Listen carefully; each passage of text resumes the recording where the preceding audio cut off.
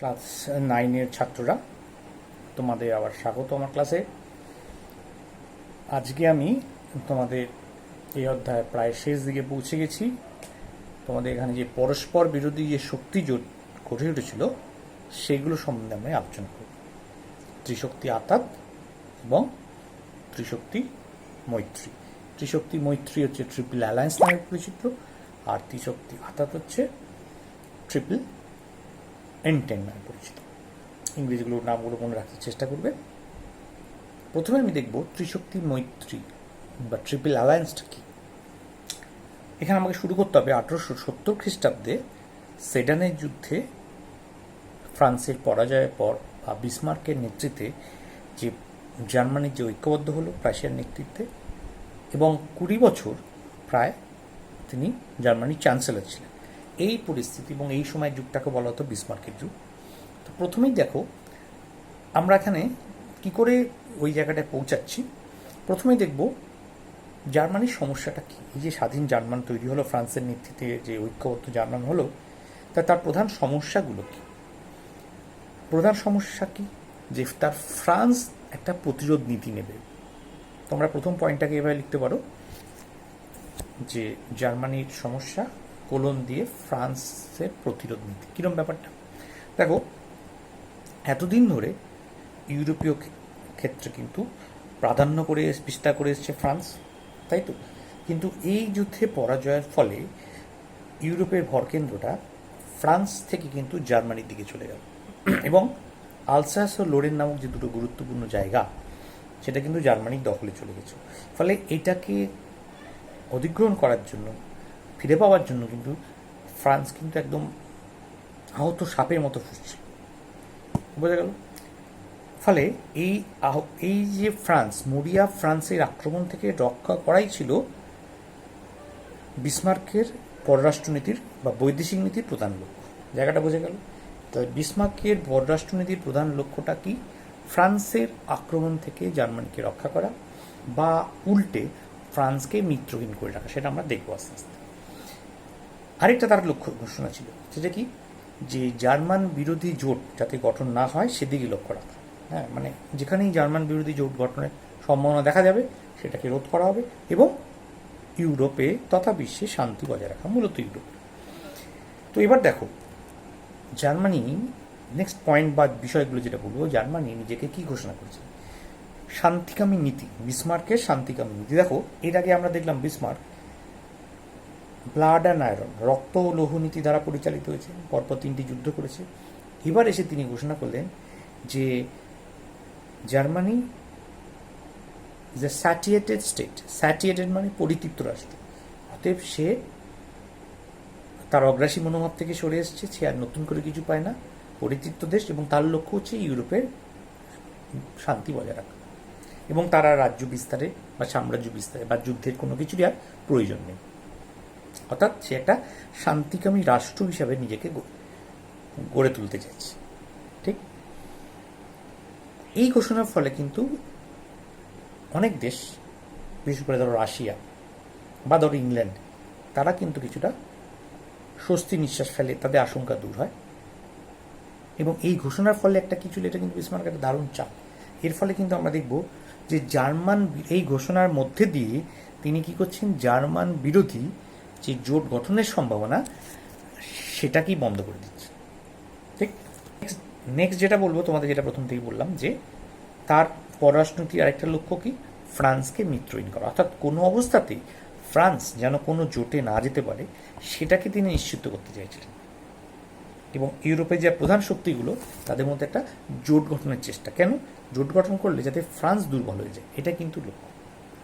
এবং জার্মানিকে কেন্দ্র করে যদি একটা জোট গঠিত হয় তাহলে কিন্তু ফ্রান্স কি করবে, সহসা জার্মানির উপর আক্রমণ করতে সাহস পাবে না।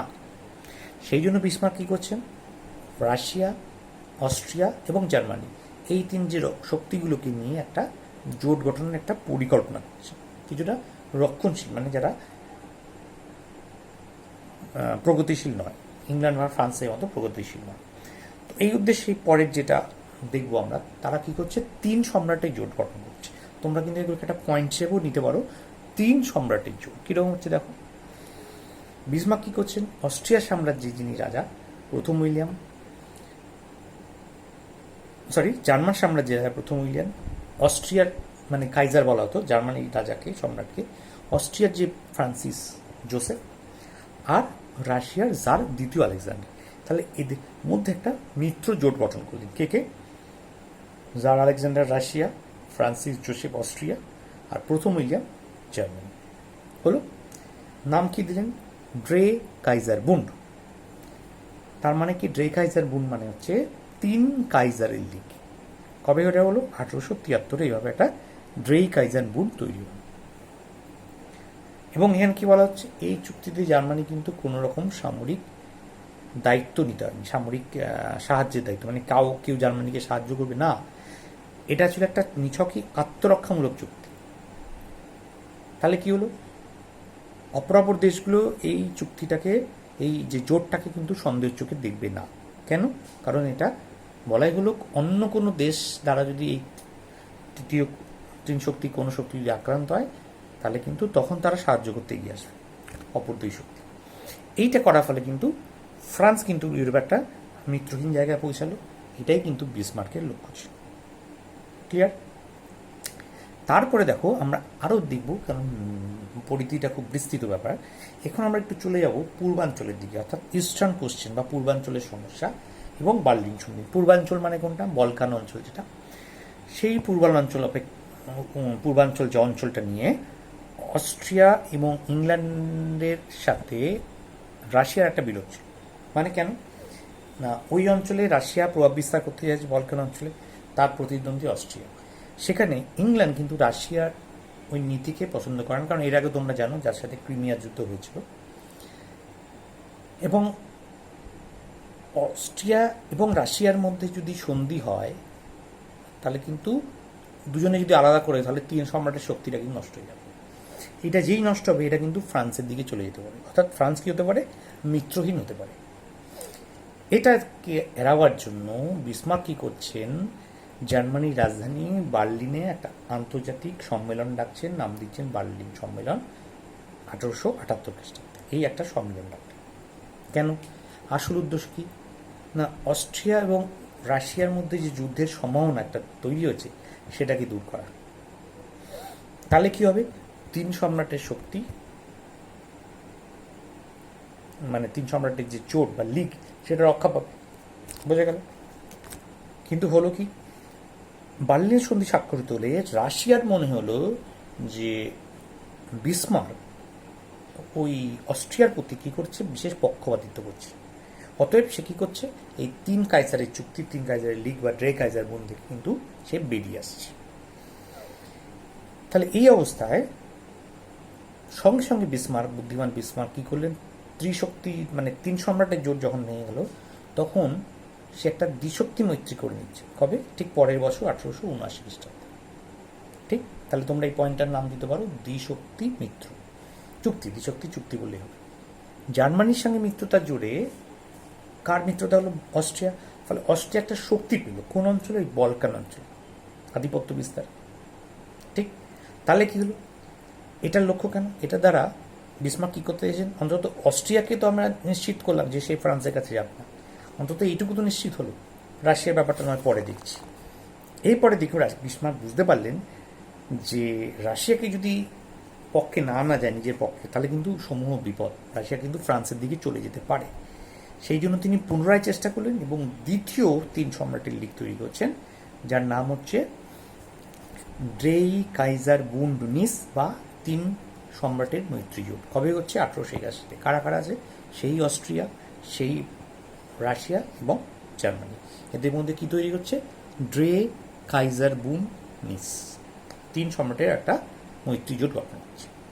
এক্ষেত্রেও কিন্তু মাথায় রাখতে হবে যে দ্বিতীয় যে মৈত্রী জোটটা হলো 3 সম্রাটের চুক্তি, সেটা কিন্তু প্রথমটা মতো অত মজবুত নয়, কারণ আমরা অলরেডি দেখছি একটা পরস্পর স্বার্থ বিরোধী শক্তিকে এখানে যুক্ত করা আছে। ফলে স্বভাবতই আমরা বলতে পারি যে চুক্তিটা ছিল অত্যন্ত দুর্বল, তাই তো, কারণ অস্ট্রিয়া এবং রাশিয়াকে একসাথে রাখা হচ্ছে। এইবারে বিসমার্ক আরেকটা লক্ষ্য রাখলেন, কাকে? ইতালি। কারণ ইংল্যান্ড এর মধ্যে আসছে না, তাহলে রয়েছে কে? ইতালি। এদিকে ফ্রান্সের বিরোধিতা করতে হচ্ছে, রাশিয়াকেও সঙ্গে রাখা হচ্ছে, অস্ট্রিয়াকেও সামনে রাখা হচ্ছে, নিজে জার্মানি। তাহলে বাকি থাকছে কে? ইতালি। তাহলে ইতালি যে ফ্রান্সের পক্ষে চলে যেতে পারে তার একটা আশঙ্কা। কারণ তোমরা খেয়াল করে দেখো, স্যাটোয়া এবং সেডানের যুদ্ধের ফলে ইতালি দুটো জায়গা কিন্তু ফিরে পেয়েছিল। ভেনিসিয়া স্যাটোয়ার যুদ্ধের ফলে এবং সেডানের যুদ্ধের ফলে রোম ফিরে পেয়েছিল এবং ইতালির ঐক্যের প্রক্রিয়াটা সম্পূর্ণ হয়েছিল, তাই তো? এবং আমরা দেখেছি যে তোমার ক্রিমিয়ার যুদ্ধে কাভুর কী করেছিলেন, অংশগ্রহণ করেছিলেন, ইতালিকে জড়িয়ে দিয়েছিলেন এই কারণেই যাতে ইতালির ঐক্যের সমস্যাটা একটা আন্তর্জাতিক সমস্যায় পরিণত করা যায়। ফলে তৃতীয় নেপোলিয়ান ছিলেন ফরাসি সম্রাট, তিনিও কিন্তু ইতালিকে সাহায্য করেছিলেন। ফলে ইতালির একটা কৃতজ্ঞতাবোধ আছে, কৃতজ্ঞ ছিল। এই ইতালি গণতান্ত্রিকভাবে আদর্শগত দিক দিয়ে যদি বলি, যেহেতু দুজন দেশের মধ্যে গণতন্ত্র, ফলে ফ্রান্সের সে কাছের অনুগত কিছুটা। কারণ রাজনৈতিক প্রেক্ষাপট যদি পরস্পর বিরোধী হয় তাহলে কাছে আসা কিন্তু সমস্যা, একটু কঠিন। যদিও আমরা দেখব ব্যতিক্রম অন্যতা হয়েছে। বিসমার্ক তখন দেখলেন যে ইতালিকে ফ্রান্স থেকে বিচ্ছিন্ন করতে হবে, তা কী করা যায়? তার কাছে খবর ছিল আফ্রিকার যে টিউনিস উপনিবেশ, সেই অঞ্চল নিয়ে ইতালি এবং ফ্রান্সের মধ্যে একটা বিপদ রেখে রয়েছে। তো বিসমার্ক কী করলেন?